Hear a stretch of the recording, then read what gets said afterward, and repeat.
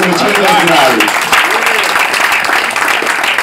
First of all, just briefly, you have to understand that when Marsha Brown is on your side, you want Marsha Brown in the foxhole in combat. You want her on the golf course to help you out. You want her anywhere. She's an extraordinary person, married to an extraordinary guy.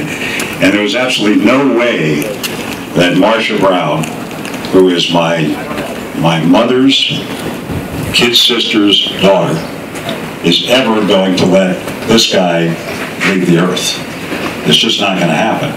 And frankly, her adversarial work, her activism for him was really a tremendous difference, along with the fact that Alan has to be one of the most courageous human beings on the planet. And I'm not going to go into detail, but I'll just tell you that I've covered, I've interviewed every president since LBJ, I've done 39 years of anchoring work. I've met great people or not so great people, jerks, terrific people, but I've never, ever met anybody like Alan. Seeing him 3 days after this surgery, sitting up in bed, offering to give me instant photos of his scar marks was pretty extraordinary. And this was the Saturday after the surgery. Watching his family in the waiting room was amazing. I think they were the coolest people I've ever met. I mean, they just sat there, and Mike was on his iPad.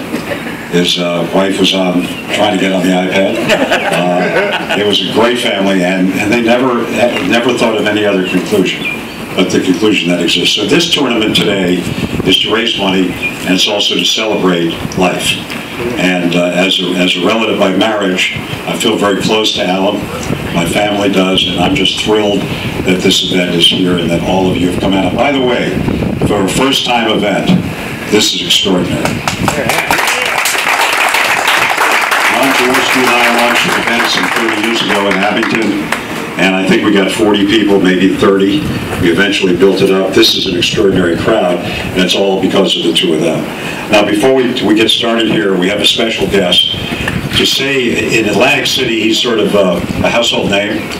He's on the radio, WOND. He is a showman, comedian, a veteran of the Steel Pier, if you can believe that, because he lied about his age to get in.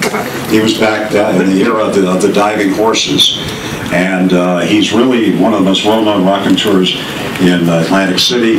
So to sing our national anthem today is Mr. Atlantic City, Jim Crane of WOND.